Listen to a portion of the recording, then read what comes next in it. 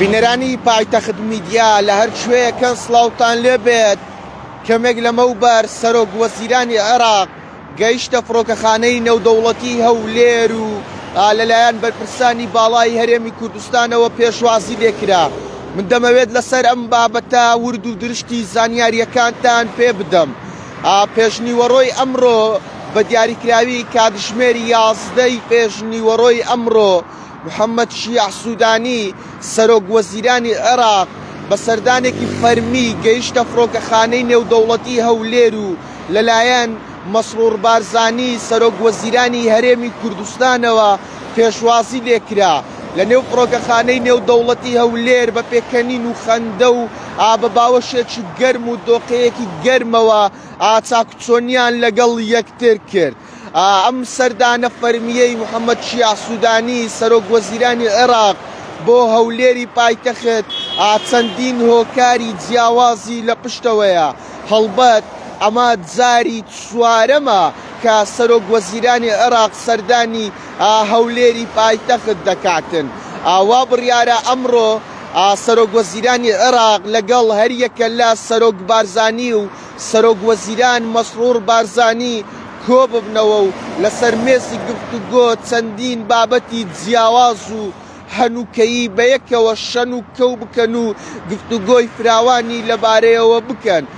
من دەمەوێت ئاماژە بە ناوەڕۆکی هۆکاری هاتنی محەممەد شیع سوودانی سەرۆک وەزیرانی عێراق بۆ هەولێری پایتەخت بکەم. سەرۆک وەزیرانی عێراق بۆ ئەوە هاتووەتە هەولێر تاوەکو چەند پرسێکی دیاری کرا و گفتوگۆی لەبارەیەوە بکات و بگاتە ئەنجامێکی ئەرێنی.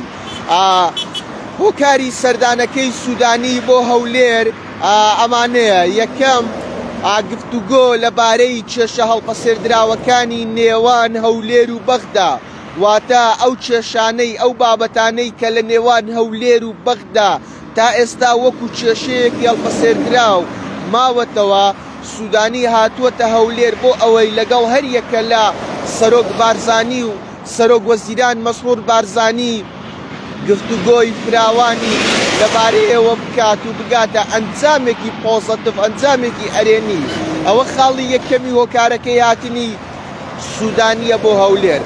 هاوکات خاڵی دووەمی هۆکاری هاتنەکەی سوودانی بۆ هەولێر ئەمەیە کە دەیەوێت گفتوگۆ لەسەر هەناردەکردنەوەی نەوتی هەرێمی کوردستان بکات. هەناردەکردنەوەی نەوتی هەرێمی کوردستان ماوەیەک لەمەوبەر بە بڕیارێکی فەرمی لەلایەن پەرلەمانی عێراق دوای نزیکەی 2 ساڵ لە ڕاگررتنی، دوای ئەوەی کە 2 ساڵ هەناردەکردنەوەی نەوتی هەرێمی کوردستان ڕاگیرا و ڕاوەستا، پەرلەمانی عێراق بڕیاریدا دەست بە هەناردەکردنەوەی نەوتی هەرێمی کوردستانەوە بکرێت. ئەمە خاڵێکی سەرەکی گفتوگۆکانی نێوان سوودانی و سەرۆک بارزانی و سەرۆک وەزیران مەسرور بارزانی دەبێت لە هەولێری پایتەخت. هاوکات خاڵێکی تری هۆکارەکەی هاتنی سەردانی بۆ سەردانیکردنی سوودانی بۆ هەولێری پایتەخت ئەوەیە کە گفتوگۆ لەبارەی هەڵبژاردننی داهاتوی پەرلەمانی عێراقەوە بکرێت. وا بڕیارە لە کۆتایی ئەم ساڵ و لە نێوەڕاستی مانجیدا هەڵبژاردننی پەرلەمانی عێراق، ئەنجومەنی نوێنەرانی عێراق لە سەرتاسەری عێراق و هەرێمی کوردستانەوە ئەنجام بدرێت و بەڕێوە بچێت. بۆ ئەم مەبەستە سوودانی هاتووەتە هەولێر و دەیەوێت پرسی هەڵبژاردننی داهاتووی پەرلەمانی عێراق لەگەڵ هەریەکە لە سەرۆک وەزیران مەسرور بارزانی و سەرۆک بارزانی گفتوگۆی چڕی لەبارەیەوە بکاتن. ئەمانە کورت و پخت هۆکاری هاتنەکەی محەممەد شیع سوودانی سەرۆک وەزیرانی عێراق بۆ هەولێر. کورت و پوختی بابەتەکە ئەمەیە: پێشنیوەڕۆی ئەمڕۆ کاتژمێری 11 بەریانی دەخولەکێک پێش کاتژمێری 11 پێشنیوەڕۆی ئەمڕۆ محەممەد شیع سوودانی سەرۆک وەزیرانی عێراق بە سەردانێکی فەرمی گەیشتە نێو فڕۆکەخانەی نێودەوڵەتی هەولێر و لەلایەن سەرۆک وەزیران مەسرور بارزانی بە گەرمی پێشوازی لێکرا. وەوا بڕیارە ئەمڕۆ سوودانی لەگەڵ هەریەکە لە سەرۆک بارزانی و سەرۆک وەزیران مەسرور بارزانی لە هەولێری پایتەخت کۆ ببێتەوە و گفتوگۆی چڕ و بەرفراوان بکەن لەبارەی سێ خاڵی سەرەکی. خاڵی یەکەمیان چێشەڵپەسێردراوەکانی نێوان هەولێر و بەغدا و خاڵی دووەمی بابەتەکە هەڵبژاردننی داهاتووی پەرلەمانی عێراق و خاڵێکی تریش هەناردەکردنەوەی نەوتی هەرێمی کوردستانە.